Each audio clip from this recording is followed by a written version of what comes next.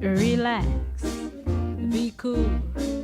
Cause if you don't, you'll act like a fool, so be cool. Hey everybody, welcome to Get Busy Watching. I'm your host, Honest Dan, and I just got back from the Prog Power USA Metal Festival in Atlanta, Georgia.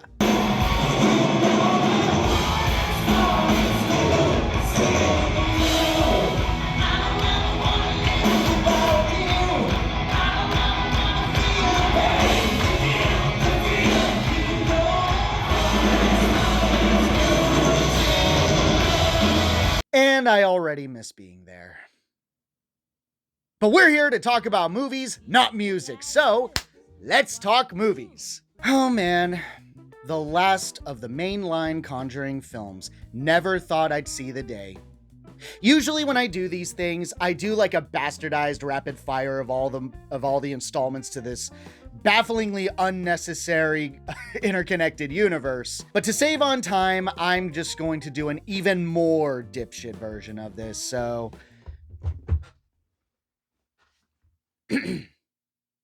The Conjuring. Fucking awesome. One of my all-time favorites. Made me cry. Annabelle. Fucking sucks. The Conjuring 2. Fucking awesome. One of my all-time favorites. Made me cry. Annabelle Creation. Yeah, actually, it was pretty good. The Nun. Fucking sucks. Annabelle Comes Home. It didn't fucking suck. The Curse of La Llorona. Yeah, remember that one? No? Well, it fucking sucks. Devil Made Me Do It. It's I like it, but I do acknowledge that it's the weakest of the mainline Conjuring films. And finally, The Nun 2, which fucking sucks.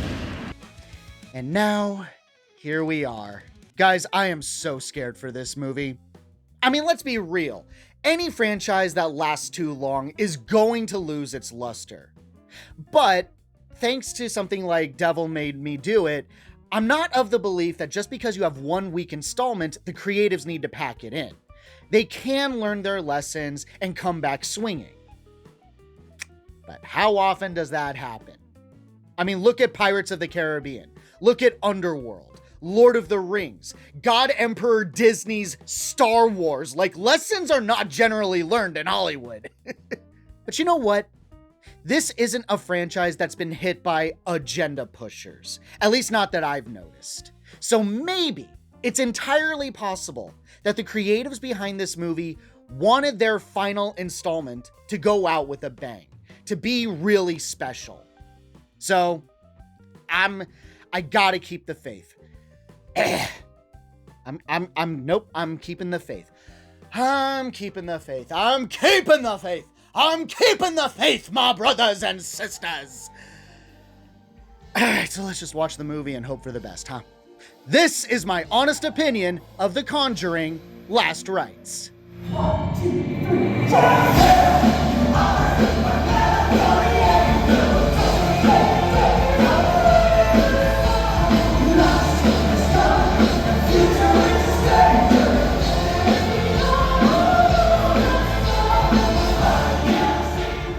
Set in 1986, Ed and Lorraine Warren, respectively reprised by Patrick Wilson and Vera Farmiga, try to live a life of minimal involvement in paranormal occurrences. However, as soon as their daughter Judy, now played by Mia Tomlinson, gets engaged, she starts to experience her own paranormal hauntings by a terrifying demon. This same demon is terrorizing the Smurl family in Pennsylvania, and Judy feels compelled to help them, and her parents follow. Despite their desire to stay out of the family matters, Ed and Lorraine agree to help, but uncover something much worse. This demon is the very first one that the Warrens encountered in their careers that nearly cost an infant Judy her life. I've been waiting so patiently for you.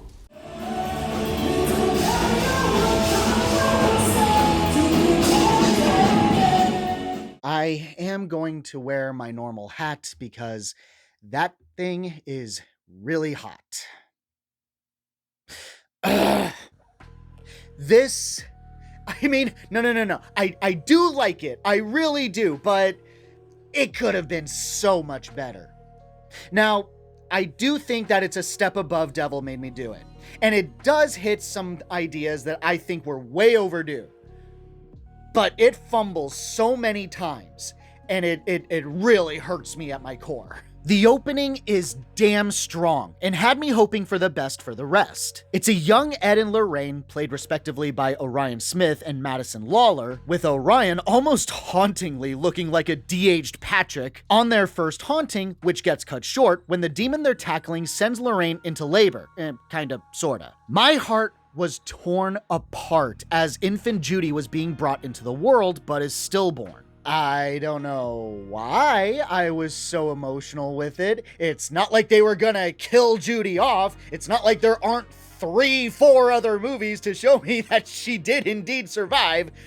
I guess I'm just easily emotionally manipulated. Here is where things get classic Conjuring, with the setup of the big-ass family that's about to get their shit rocked, the Smurls. They're celebrating and are gifted the haunted, creepy-ass mirror. Here's where I draw my first big criticism. The Smurls are the least interesting family in the Conjuring universe. Take the Perron family. Sure, it's huge, and most of the kids are just side characters, but the wonderful performance by Lily Taylor, properly apologizing to us for the laughingstock that was the Haunting remake, really held everything down, and it's her love of her family that made you care for them. Then there's my personal favorite, the Hodgson family. The film perfectly blends both them and the Warrens together, with the relationship between Peggy and her possessed daughter Janet being the real heart and soul of the story. And Madison Wolfe's portrayal of Janet is one of the best child performances. I said what I said, fight me if you want to, but I am dying on that hill. But no one stands out in the Smurl family. I mean, some weight is given to one of the daughters and I guess the dad, but it doesn't pack the same oomph. They're not memorable. Cut to the Warrens and we have their idyllic life. Sort of. It's revealed that Ed has a bad heart and can't have another heart attack, goddammit! And of course, Judy brings home her boyfriend Tony, played by Ben Hardy, and oh dear, oh me, oh my, they're so in love after 6 months of dating. I shouldn't hang on to this subject for as long as I'm about to, but I can't stand relationships that are still basically new, but they've already concluded that they're in love and want to marry. I don't know if this is rooted in fact, like the actual Judy and Tony really did only date for so long before deciding to marry, but this is one detail I wish was left out. In fact, this brings us to a halfie of mine, an element that is both good and bad for me, Judy Warren. Starting with what I like that she's an actual character now. With the notable exception of Annabelle Comes Home, Judy was always a support character. She existed and she was fine, played by Sterling Jarens. But after Annabelle Comes Home, it got in my head that I would enjoy seeing Judy be a more prominent character and have more of an impact in a future story. In a way, that's what I got here. Judy is a pretty big deal and gets in on the action. However, here are my issues, of which there are many. First off, this is the second time that Sterling Jarens would be recast in these movies. In Annabelle Comes Home, this made up kind of sense, as it's supposed to be set between the first 2 Conjuring films, and Sterling would have been a wee bit too old to play her younger self. Also, I'll never say no to a McKenna Grace-led film. She's just so good, and one of the better aspects of that flick. But now, I'm just bothered that Sterling isn't reprising her role. Judy is an adult now. Sterling is an adult now. Why is she not worth keeping around? The choice to bring on Mia Tomlinson is so baffling because she's barely been in the industry, whereas Sterling is a veteran. But that's purism taking over. Sterling ain't here. It's more important to talk about Mia. How is she? She's fine. It's clear the woman has talent, so I'm not bashing her like that. However, I do very much hate how Judy is written. She's been exposed to some increased paranormal shit, but she's downplaying it around her parents. Why? Because she doesn't want her parents to worry. Excuse me? Okay, woman, that excuse flies when you're a teenager going to a party and you don't want your parents to worry because there might be alcohol there. This excuse flies when you're a teenager and you got your first car and you're going anywhere and you don't want your parents to worry because you might get into a car accident. That's when that excuse flies. But there's a couple of things to note here. One, you're not a teenager anymore, despite acting like one.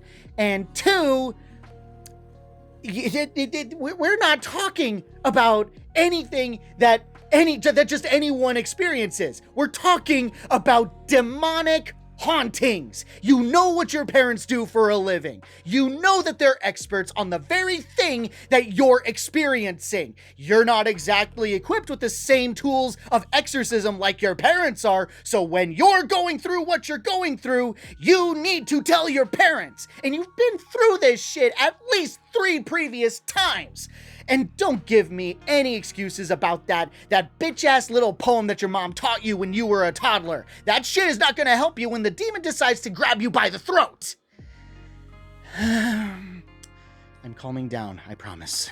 To make matters worse, the story leaves no room for her character to grow and improve, as it isn't long before she loses her prominence in lieu of making time for the Smurl family. And this leads to my final major complaint. In hindsight, I wish the Smurl family was more of an Act 1 kind of thing, helping them and solving their hauntings, bring the haunted mirror back to the museum, and have the demonic stuff happen in the Warren household, and keep it intimate within the immediate family. And Tony, of course. I know, technically we did do this, which makes the film's existence all the more frustrating, but a big thing that this movie does is focus on how Judy nearly lost her life when she was born, but fought to stay alive. By making the Smurl family the haunted party, it takes away that urgency and emotional depth to make the audience feel more for Judy, who would yet again be fighting for her life against the same demon that threatened her at birth. Structuring it like this would make more sense as well. First off, why this demon, which is so closely tied to the Warrens, is bothering with the Smurls at all is already a question mark, especially when the Warrens show up to help. You'd think it would drop what it's doing with them and refocus on the Warrens, further exacerbating the issue of just how inconsequential the Smurls are. But that's not what happens. This thing goes after anyone and everyone, which makes the Warrens' connection to the demon pointless, since it's not really after them or Judy, and because Judy gets sidelined for a while, it continued to frustrate me. Judy's involvement is what should have sold this sucker. The 3 of them exorcising a demon as a family should have been what made this swan song special, but stumble after stumble diluted my love to a meh.